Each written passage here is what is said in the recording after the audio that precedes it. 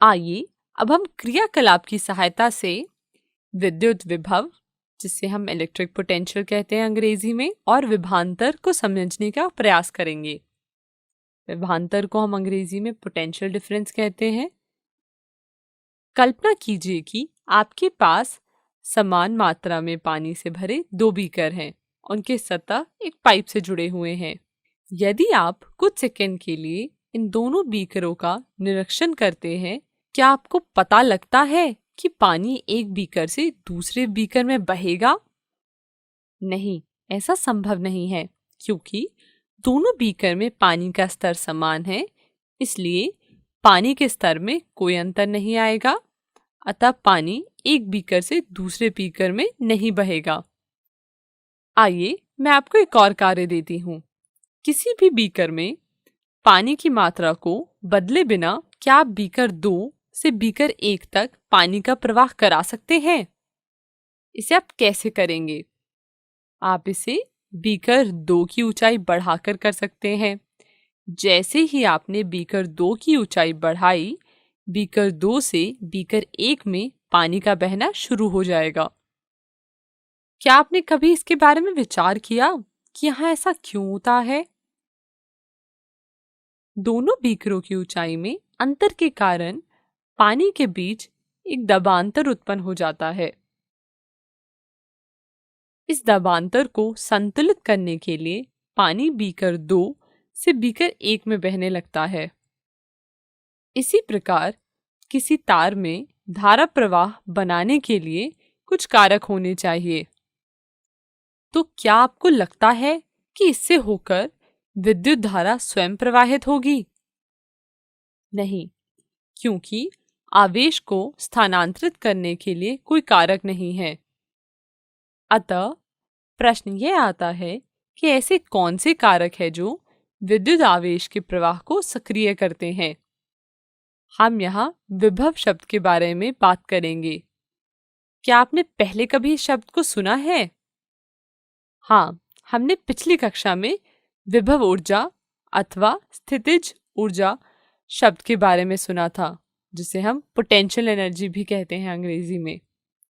जब कोई वस्तु किसी ऊंचाई पर होती है तो उसमें स्थितिज ऊर्जा संचित रहती है।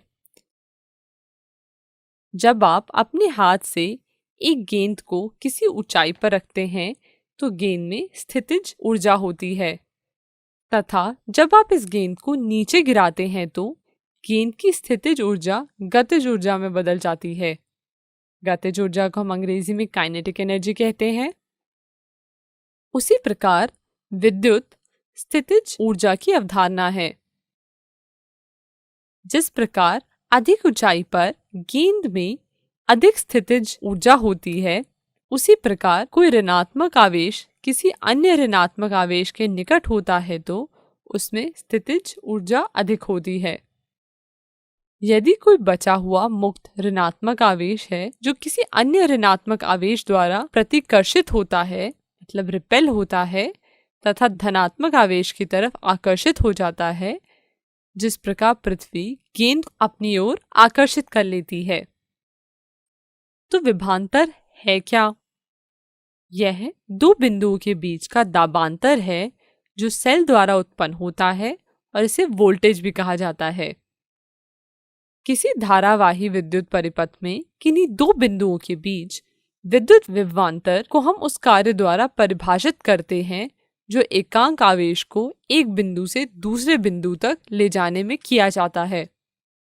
दो बिंदुओं के बीच का विभवांतर कुछ इस प्रकार है।